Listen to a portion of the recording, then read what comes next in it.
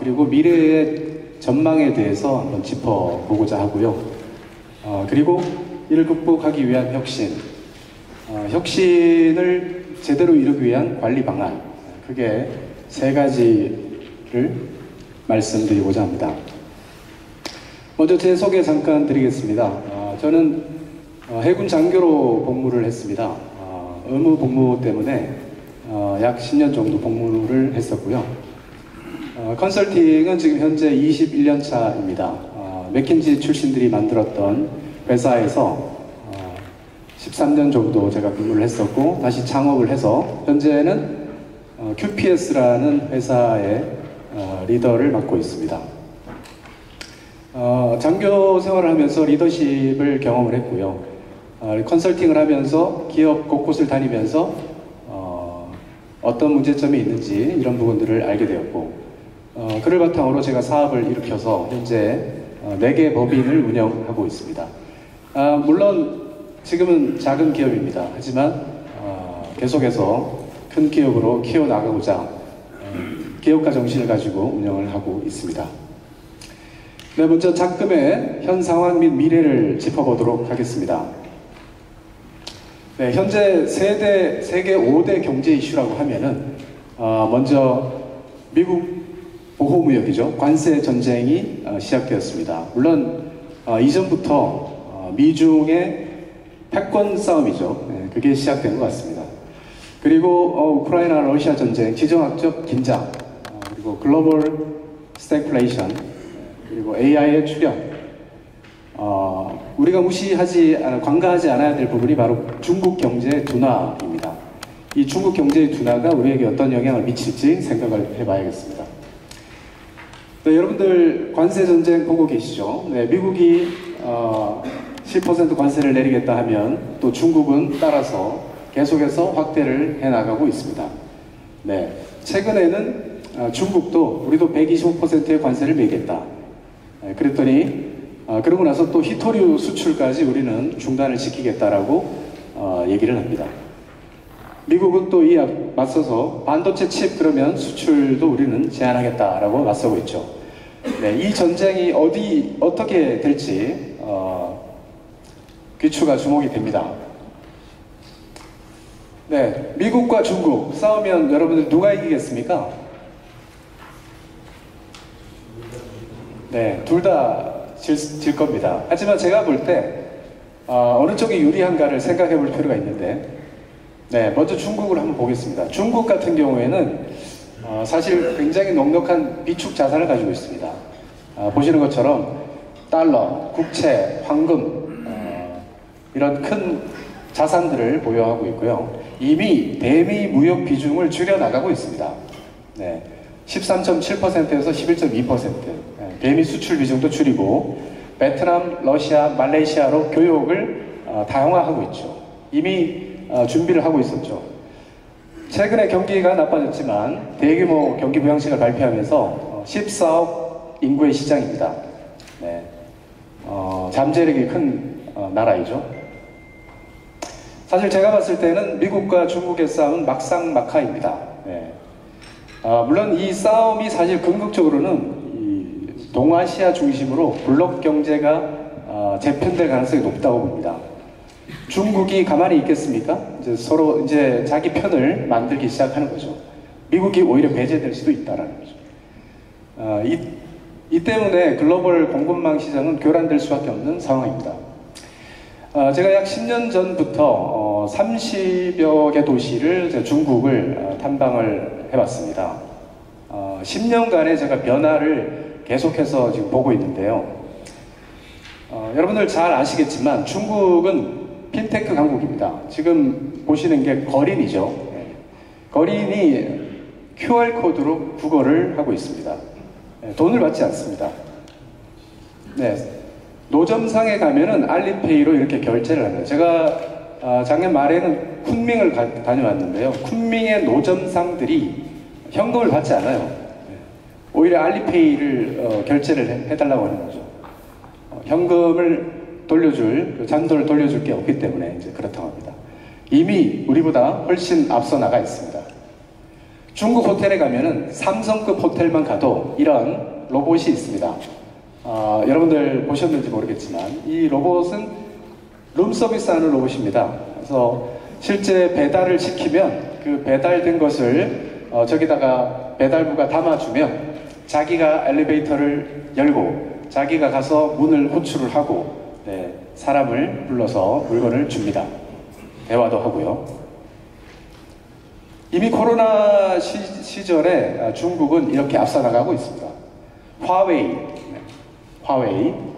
여러분들 아시죠? 통신장비 1위 기업입니다.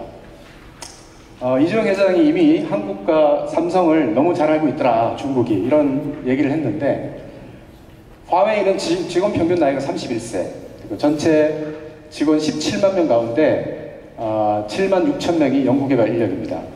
그리고 삼성만 연구하는 조직이 따로 있다고 합니다. 그 공장입니다. 화웨이의 핸드폰을 생산하는 공장입니다. 1,800개 부품이 자동으로 운송이 되고 조립을 하고 있고요.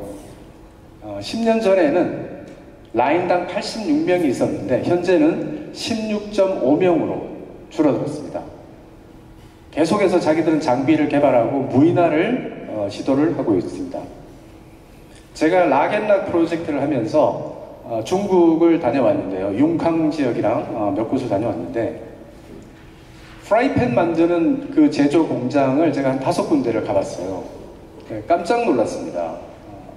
스마트 팩토리 정도가 아니라 데이터 게더링부터 시작해서 모든 것들을 자동화하고 있다는 걸 보고 깜짝 놀랐습니다.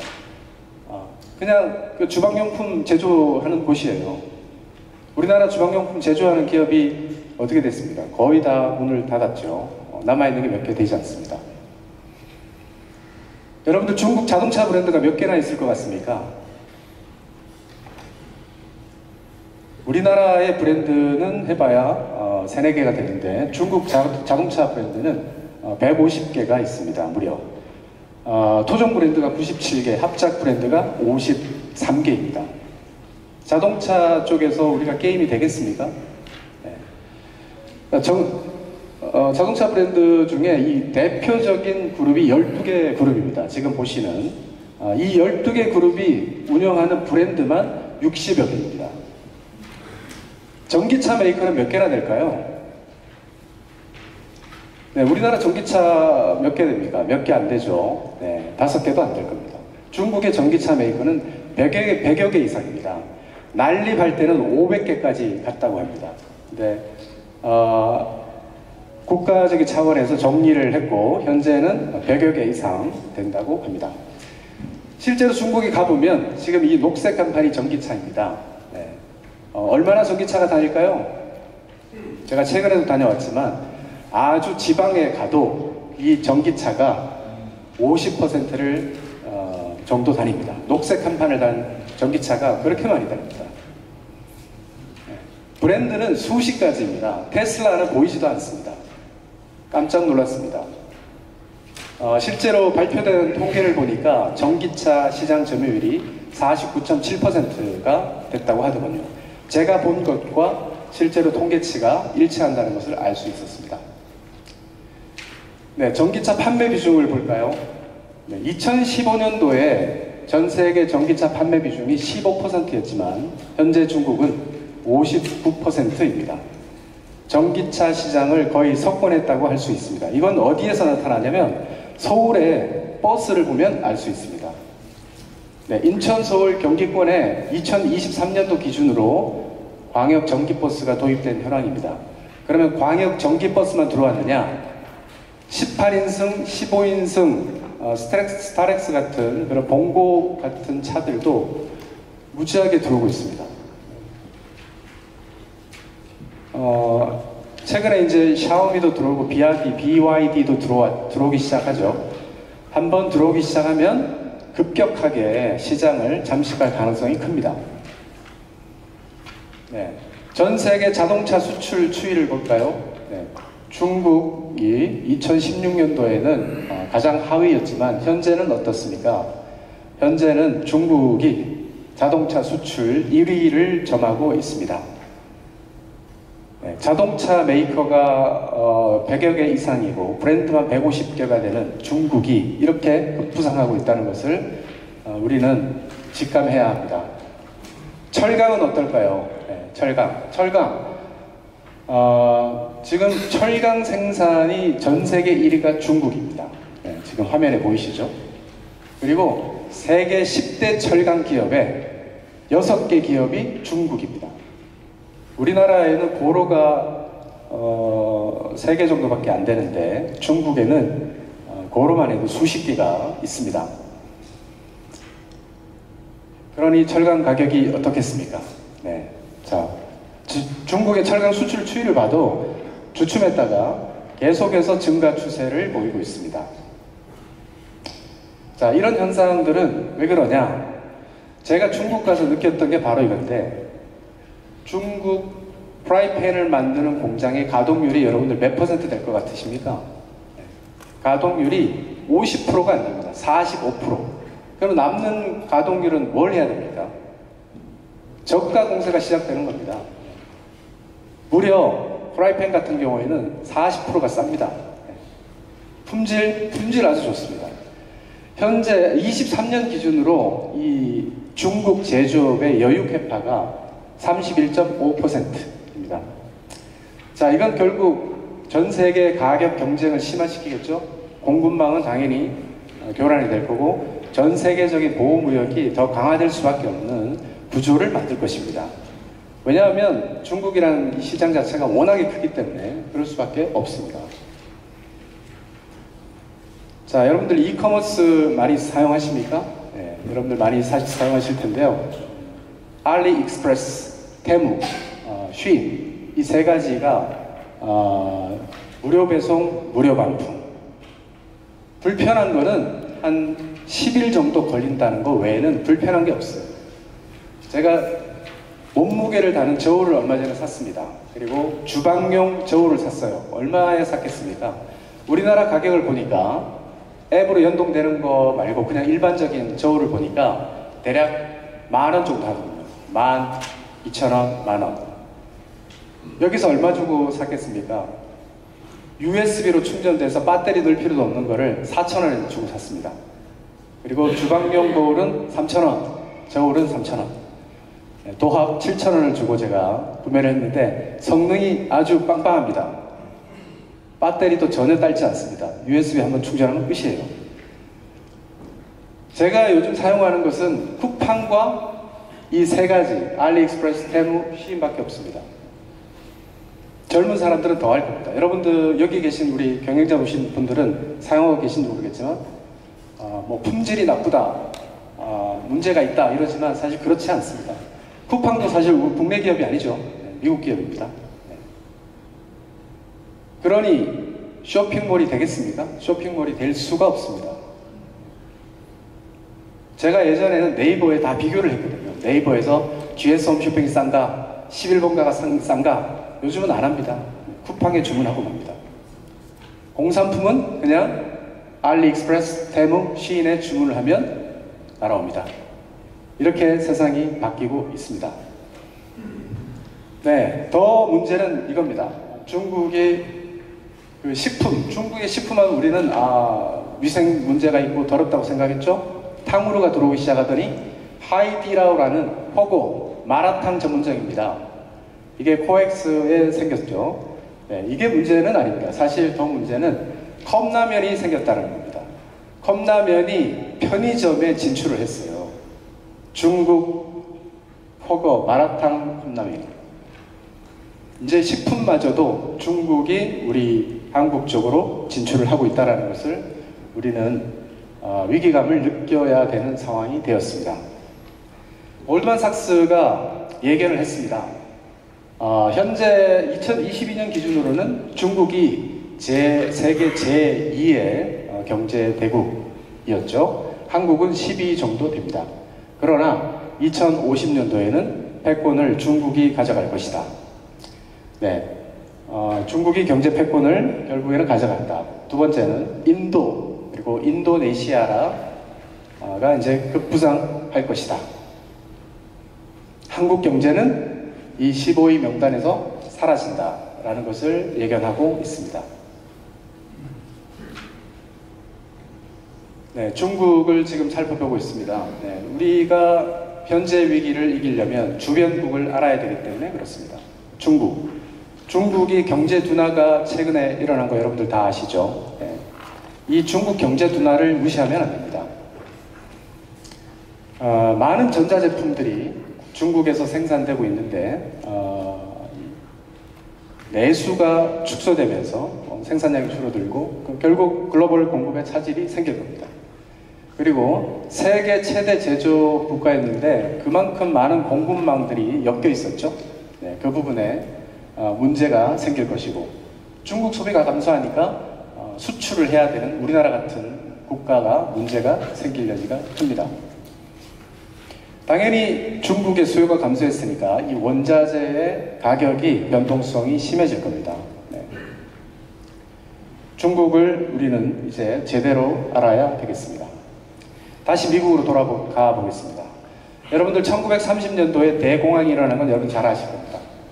왜 일어났느냐? 네. 워낙에 과잉 생산, 과잉 소비가 시작된 거죠. 그러다 보니까 그렇게 급격하게 올랐던 주식시장이 붕괴가 됩니다.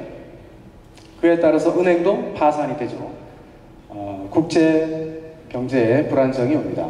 그래서 미국이 어떤 조치를 하느냐? 스무트 홀리 관세법을 제청합니다. 이건 뭐냐? 1930년도에 2만 개에 달하는 수입품에 역대 최고 수준의 관세를 부과하기 시작합니다. 네. 무려 30% 정도 수준. 자, 이렇게 되니까 어떻게 됩니까? 외국도 보복 관세를 시작합니다. 유럽 국가들이 같이 덤벼요. 국제 무역은 줄어들고 세계 경제는 침체가 옵니다. 결국 이 관세법은 대공황을 초래했다라는 평가를 받게 되죠. 네. 현재 관세가 어떻습니까? 지금 보십시오. 미국의 관세 1905년도부터 2025년도 1930년도경을 보십시오. 20%. 현재는 40% 얘기를 하고 있죠. 29%라고 봐도 굉장히 큰 수준입니다. 대공황 수준이 아니라 그 이상이 되겠죠. 물론 90일 유예가 있기 때문에 줄어들긴 하겠지만 이거는 어쩔 수 없는 현실입니다. 자, 여러분들 누가 이기겠습니까? 미국과 중국 누가 이길 것 같습니까, 여러분들? 네, 장기적으로 봤을 때는 중국이 이기지 않겠나라는 생각을 해보게 됩니다. 자, 그러면 미국으로 잠깐 가보겠습니다. 미국도 우리가 알아야 되니까. 네, 현재 미국 경제 성장률 전망입니다. 네, 보시는 것처럼 관세 전쟁이 딱 시작되는 순간 전망이 마이너스로 돌아서기 시작했습니다. 네, 당연히 관세 정책의 악영향이죠. 트럼프 리세션. 소비는 위축되면서 물가는 올라가는 그 스태그플레이션이 시작됐다고 볼 수 있습니다. 네, 물가 추이도 떨어졌지만 상승 추세입니다. 2, 3%면 상당히 큰 건데 물가는 올라가고 소비가 침체되고 있죠. 이 사진 한 장이 바로 미국의 미친 물가를 보여주고 있습니다. 네, 이게 170만 원 정도, 환산하면 170만 원어치의 생필품입니다. 물론 여기에는 저기 소니 게임기가 있긴 합니다. 네. 게임기도 생필품으로 본다는 거죠. 이게 170만 원어치입니다. 요즘은 또 그리고 미국에 가서 햄버거 패스트푸드점에 가도 팁을 달라고 팁을 선택적으로 주게끔 되어 있죠. 패스트푸드 하나, 세트 하나 먹으려면 거의 2만 원 정도를 지급해야 된다고 하니까 엄청난 물가가 되고 있습니다. 네, 경제를 전망할 때 가장 우리가 예의주시해야 될 게 바로 유가입니다. 그렇죠? 유가가 지금 많이 떨어져 있죠. 네. 전망은 어떨까요? 네, 골드만삭스가 전망을 했습니다. 6개월 후, 1년 후 51달러까지 떨어질 것이다 라고 전망을 했습니다. 이건 뭘 의미하겠습니까, 여러분들? 경제가 좋지 않을 것이다 라는 것을 이미 이 유가 전망이 얘기를 해주고 있는 겁니다. 경제가 좋을 것 같으면 벌써 유가는 미친 듯이 뛰어오를 수밖에 없거든요. 이런 신호들을 우리가 무시하면 안 되겠습니다. 제가 골드만삭스의 전망을 많이 말씀드리는데 이 전망이 어느 정도 정확하냐면 저희가 2차 전지 재활용 업체에 대한 CDD, 인수실사를 한번 한 적이 있는데 22년 9월 달에 460위안화 킬로그램당이었습니다. 근데 이게 영국의 광물 추정하는 리서치 회사는 오른다 이렇게 전망을 해요. 근데 골드만삭스는 급격한 하락이 예상된다 이렇게 전망을 했습니다. 그래서 저희가 어떻게 했냐면 여기에 절반 정도를 추정을 했습니다. 근데 실제로 어떻게 되겠습니까? 네, 그래프는 이렇게 되었습니다. 네. 즉 전기차 캐즘이 왔잖아요. 네, 2차 전기차 쪽이 완전히 무너졌는데 골드만삭스는 이걸 정확하게 예측을 하고 있습니다. 대부분의 리서치 펌들이 상향을 전망할 때 골드만삭스는 이렇게 정확하게 예측을 하더라고요. 그래서 골드만삭스 전망을 제가 계속 보여드립니다. 자, 금리는 어떻게 되겠습니까? 현재 금리도 높기 때문에 여러 자금 이슈들이 많이 있는데 미국은 금리를 낮추겠습니까? 높이겠습니까? 낮출 것 같습니까? 네. 미국 금리를 낮춰야 될 겁니다. 낮춰야 되는데 한국은 지금 2.75까지 낮췄고 미국은 계속 동결을 하고 있죠. 왜 그렇습니까? 이 이유 때문입니다. 물가는 계속 뛰고 있어요. 물가는 계속 뛰고 있기 때문에 돈의 가치를 낮추려면 돈을 걷어들여야 됩니다. 금리가 떨어뜨려야 되는데 문제는 경기가 침체가 되다 보니까 돈을 안 써요.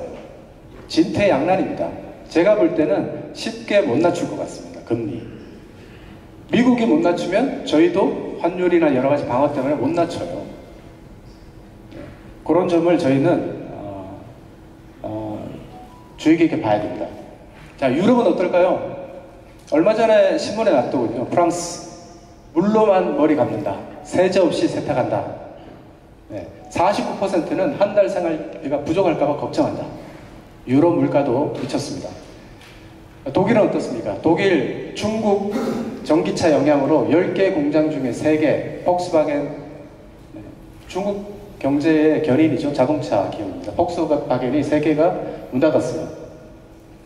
러시아 우크라이나 전쟁 때문에 에너지는 폭등했습니다. 영국은요, GDP 성장률이 0.1%, 실업률 증가, 물가 상승 엄청납니다. JP모건이 25년도에 경기 침체 가능성을 이렇게 60%까지 예견을 하고 있습니다. 이제는 이 경기 침체가 올 수밖에 없다는 것을 우리는 생각을 해야 됩니다. 네, 그 외에도 여러 기사들이 났습니다. 네, 관세 영향으로 경기 침체가 될 것이다 라고 전망을 하고 있습니다. 네, 세계 3대 투자 거장이죠. 짐 로저스가 얘기를 했죠. 네,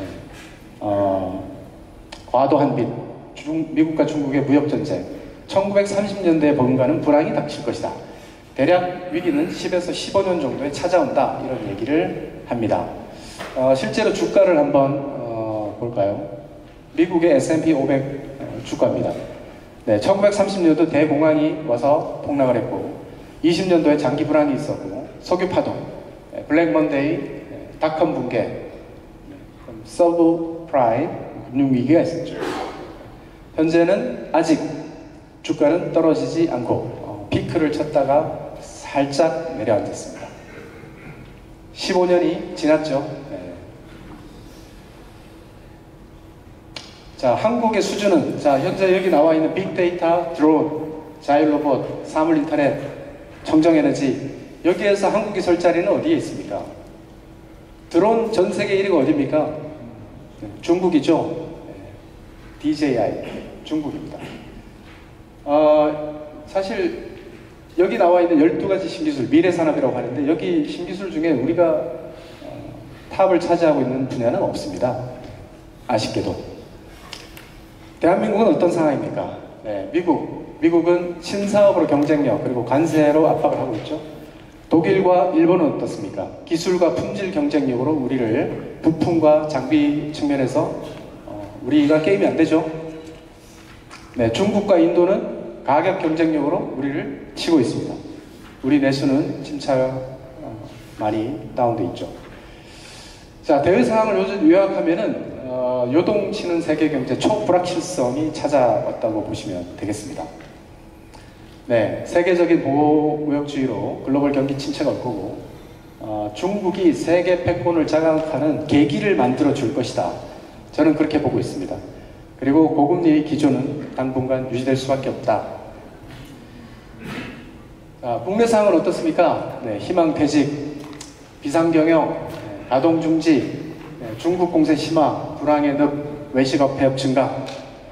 뉴스 보면, 신문 보면 다 이런 뉴스밖에 없죠, 여러분들. 5대 기간 산업을 보겠습니다. 반도체, 철강, 자동차, 조선, 석유화학, 우리 정부에서 밀고 있는 5대 기간 산업이죠. 네, 반도체 우울합니다, 아직. 철강 매우 슬프고요. 자동차 좋지만 이제 중국 전기차가 들어오기 시작하면 또 우울해집니다. 조선업 매우 좋습니다. 조선업은 앞으로도 매우 좋을 것입니다. 네, 석유화학, 석유화학이 이렇게 무너지는 것을 최근에서 제가 보고 깜짝 놀랐습니다. 우리 대한민국 하면 석유화학 강국 아니었습니까?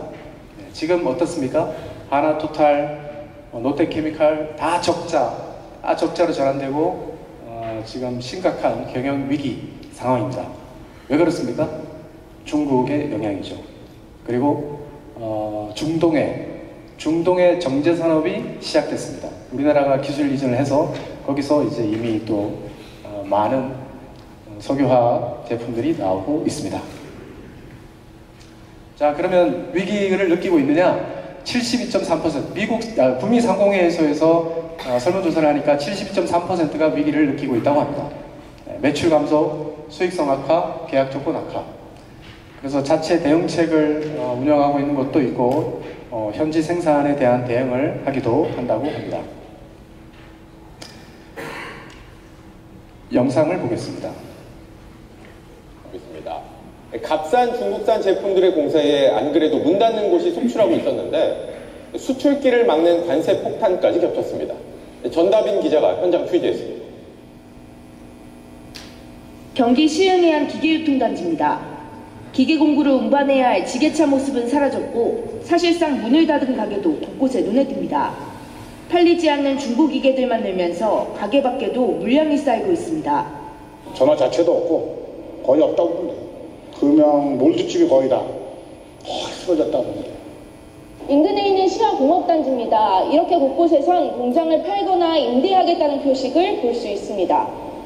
실제로 지난해 전국 국가산업단지에서 자진 폐업한 기업 수는 315곳으로 1년 전보다 15% 늘었습니다. 작년 동안 중국산 저가 물량 공세를 어렵게 버텼지만 올해 미국의 관세는 치명타가 될 전망입니다. 수출을 안 되면 우리 대한민국 망하는 거예요. 70, 80%는 다 고음고 있다가 나부터 힘들어지니까 안 하려고 마음을 먹고 있어요. 이것뿐 아니라 우리 제조업의 근간이라 할 수 있는 전국 산업단지는 말 그대로 고사 직전 상태입니다. 시화와 포항, 구미산단의 중소업체 가동률은 1년 새 절반 이하로 뚝 떨어졌습니다. 25%를 계약상 저희가 부과하게 되기 때문에 그쪽에서 많이 손해는 실이 국내든 해외든 전반적으로 이제 물량이 줄 것으로. 미국 제조업을 살리겠다며 벌이는 트럼프 정부의 관세 전쟁에 우리 제조업의 시름은 더 깊어집니다. JTBC 전다빈입니다. 네, 현실입니다. 보셨죠? 제가 공단을 자주 가봅니다. 시야도 가보고 구미도 가보고 울산도 여수도 가보지만 지금 이런 뉴스들이 계속해서 나오고 있죠. 한국의 GDP 성장률 추이입니다. 지금 2010년도부터 전망까지 보시면은 연평균 복합 성장률이 마이너스 9.1%. 내리막을 걷고 있죠. 한국은행도 계속해서 전망치를 낮추고 있는 상황입니다. 네, 세계 경제 전망을 보시면 저희 한국이 5번째 있죠. 네, 세계 평균에도 지금 미치지 못하는 수준에 와 있습니다. 주요 기관들이 한국 경제 성장률을 전망했는데 최근에는 다 낮추고 있고 JP모건은 0.9%, 1%가 안 된다는 겁니다. 0%의 성장률을 가져간다는 것은 거의 성장이 없다라고 보면 되겠죠. 네, 국가 채무는 어떻습니까? 현재는 46.1%라서 그닥 높은 게 아닙니다. 하지만 이 꺾이는 속도를 봐야 됩니다. 속도가 상당히 가파릅니다. 네. GDP 대비 비중이기 때문에 2072년도에는 이제 173%까지 올라가는데 그렇게 되면 상당히 위험해지고요. 가계부채도 전 세계 우리나라가 2위입니다. GDP 대비 91.7%인데요. 계속해서 증가하는 것을 보실 수가 있습니다. 곳곳에 폭탄이 우리 한국에 폭탄이 설치되어 있고 해외에서도 미사일이 중국, 미국 미사일이 날아오고 있다라고 보면 되겠죠. 전기요금은 어떻습니까? 계속해서 인상하고 있죠. 네, 여러분들 사업하시는 굉장히 어려우실 겁니다.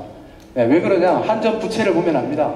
네, 한전 이자 비용만 해도 엄청난 비용을 5.1조, 4.8조 이자 비용을 내고 감당하고 있습니다. 그러니 전력비를 올리지 않을 수가 없는 상황입니다.